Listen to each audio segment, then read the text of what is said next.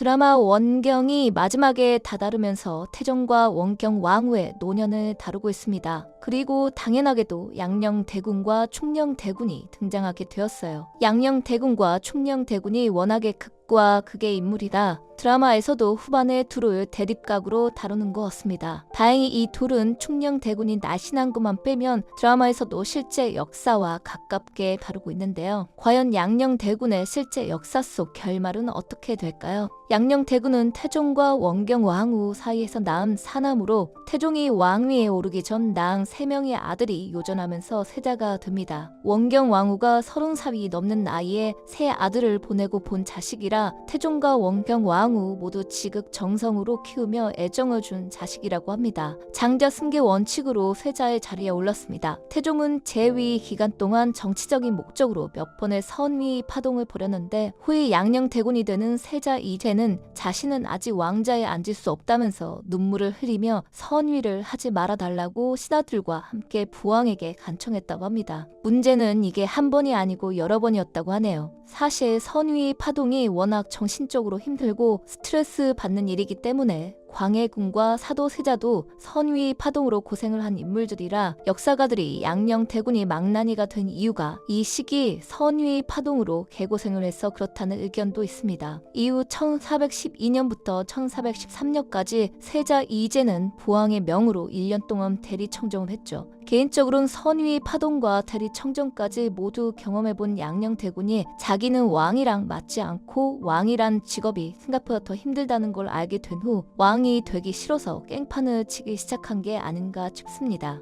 왜냐면 꽤 멀쩡한 세자였던 양녕이 이후부터 이유방, 구종수와 궐을 나가 논 것을 비롯하여 전 중추 원부사 곽선의 첩인 어리를 납치해 궐로 데려온 큰 사건 이전에도 숱하게 말썽을 부리고 공부를 게을리해 태종과 원경 왕후를 힘들게 했거든요. 외척 집안에서 어린 시절을 보냈음에도 양녕대군은 외척에 차갑게 등을 돌린 후 있습니다. 민무구와 민무질이 죽은 지 얼마 안 되어 원경 왕후가 알아 누웠는데 살아남은 외삼촌 민무열, 민무회가 병문안을 온 김에 양녕대군에게 두 형의 죽음에 대한 억울함을 호소했으나 양녕대군이 코웃음을 치며 민씨 집안은 교만방자하여 화를 입어도 싸다 받아줬고 이에 민무회가 폭발해 세자 저하는 어릴 적 어느 집안에서 자랐냐며 울부짖었고 이를 들은 민무효리 허겁지겁 달려와 이놈이 뭘 잘못 먹은 것 같다며 사과를 했음에도 이미 분위기는 이상해져 버렸다고 합니다. 몇 년 뒤 민무효과 민무회가 공경에 처했을 때 양녕대군이 이 당시 일을 죄다 태종에게 일러 바치면서 외삼촌들을 죽일 걸 청했고 태종이 공부 안 하고 네가 여긴 왜 오냐고 면박을 줬지만 신하들이 양녕대군을 축혀 올려 지지해주면서 결국 두 미시 형제는 자결하게 됩니다. 이 사건에 대해 아버지를 닮아 냉정하게 외척을 쳐냈다는 의견과 자신의 비행이 문제가 되자 외숙들을 희생해 위기를 모면하려 했다는 시각이 있습니다. 계속 빅 이벤트로 부모 속을 썩이던 양녕은 결국 1418년 폐세자가 됩니다. 그를 대신해 충녕대군이 세자로 책봉되었고 훗날 태종으로부터 양위를 받아 세종이 되죠. 양녕대군이 폐위가 되고 태종이 상왕이 된 후에도 계속 사고를 쳐 화가 머리끝까지 난 상왕 태종이 그를 가두고 신하와 수령들로 하여금 철저하게 감시하겠다고 합니다. 이럼에도 양녕은 끊임없이 사고를 쳤고 결국 유배를 가게 되지만 태종은 이런 양녕을 죽을 때까지 감싸주며 신하들이 멀리 유배를 보내라 해도 도성과 가까운 경기도 광주로 유배를 보내고 봉궁전에서 쓰던 기물들도 딸려 보내는 등 수발을 잴 노비들의 생활비까지 줘가며 사는데 부족함 없이 해중은 물론 그 유명한 사건의 장본인인 어리까지 유배지로 같이 보내주었다고 합니다. 양녕대군은 세종이 즉위한 이후에도 계속 양녕을 죽이라는 신하들의 청의도 세종이 감싸주는 걸 믿었는지 끝도 없이 그걸 악영의 사고를 쳤다고 전해집니다. 그래서인지 동생인 세종보다도 장수를 한 양녕은 세종 사후에 왕실의 큰 어른으로 상당한 영향력을 가지고 있어 수양대군을 지지 조카 혼자인 단종을 패하는 걸 묵인했을 뿐 아니라 앞장서서 상소를 올려